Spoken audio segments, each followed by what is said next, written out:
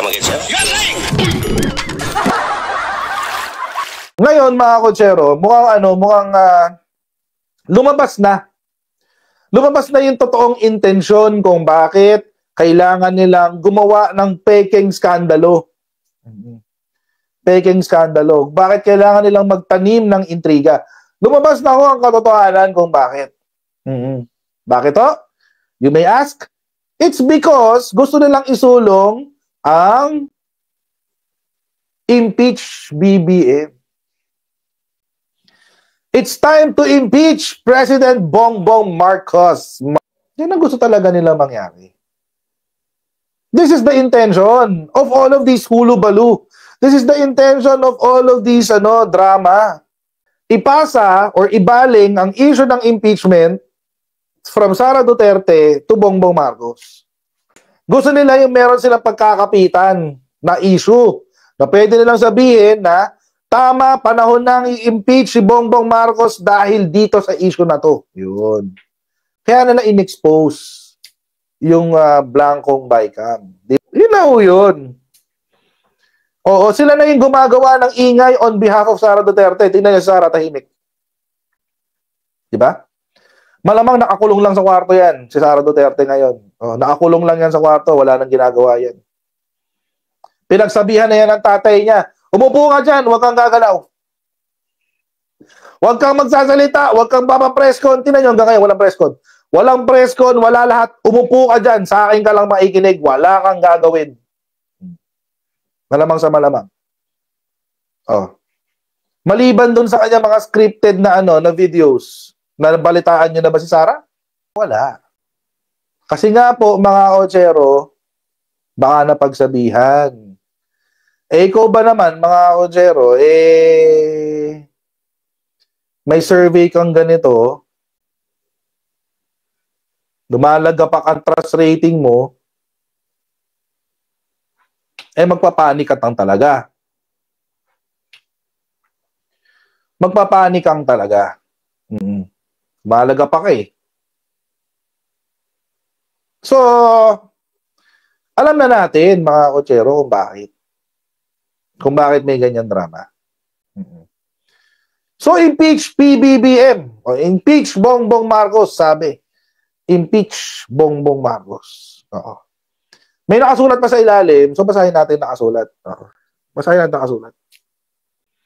Sabi, basa, under Article 11, Section 2 of the 1987 Philippine Constitution, the President can be impeached. Actually, hindi lang Presidente. Sana binuo yung Sana binuo. Oo, kasi President, Vice President, Heads of Constitutional Commissions, and justices, pwedeng i-impeach. Pero sige, the president na lang. The president can be impeached for culpable violation of the Constitution, treason, bribery, graft and corruption, other high crimes, and betrayal of public trust. Yan din po ang mga ikinaso ngayon kay Sara Duterte. Any and all of those. Ano daw yung issue? The issue is this. Former President Rodney Duterte recently exposed an alarming issue with the 2025 GAA.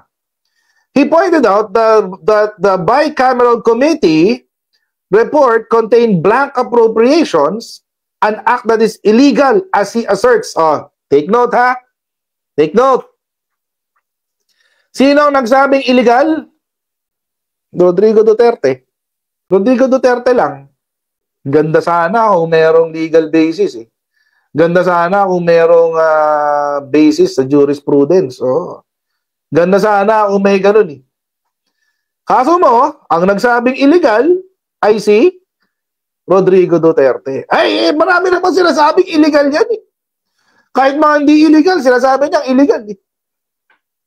Basta Duterte. Oo.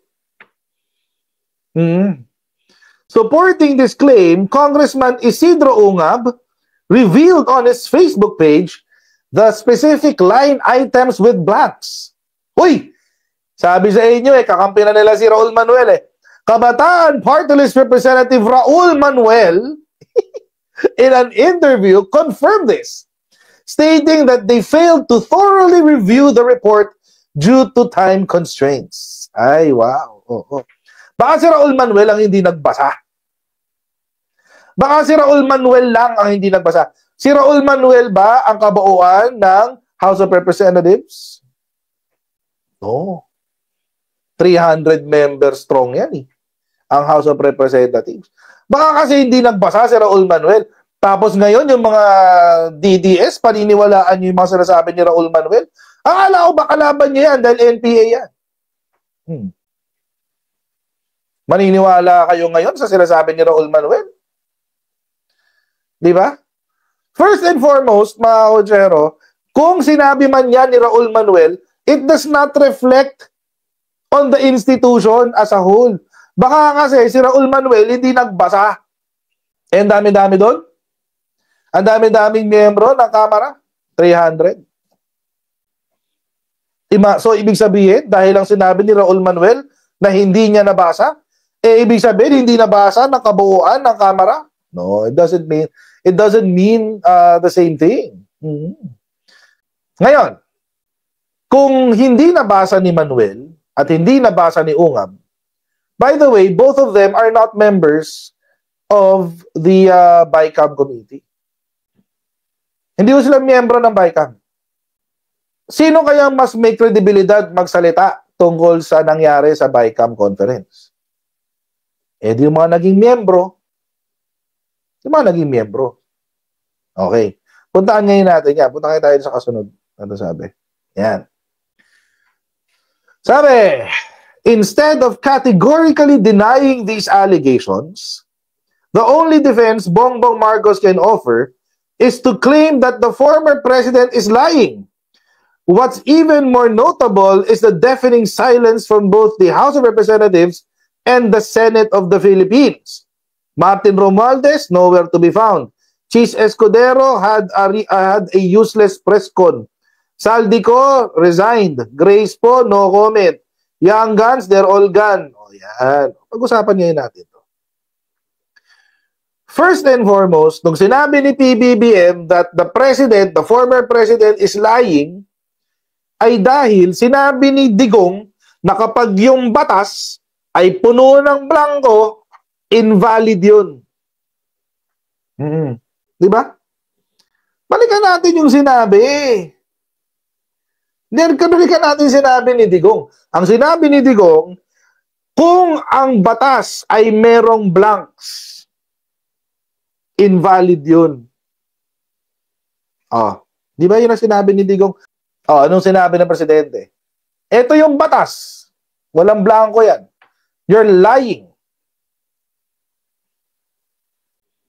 Kaya nga yung naging unang tanggol nila, hindi naman sinabi ni Digong na invalid yung batas eh.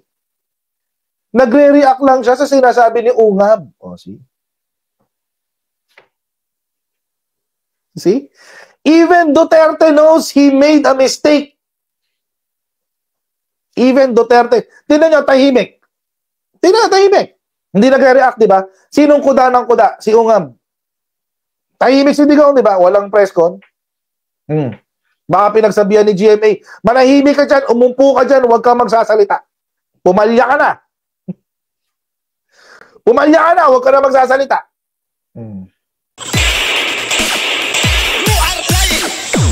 Come again, sir? You're lying!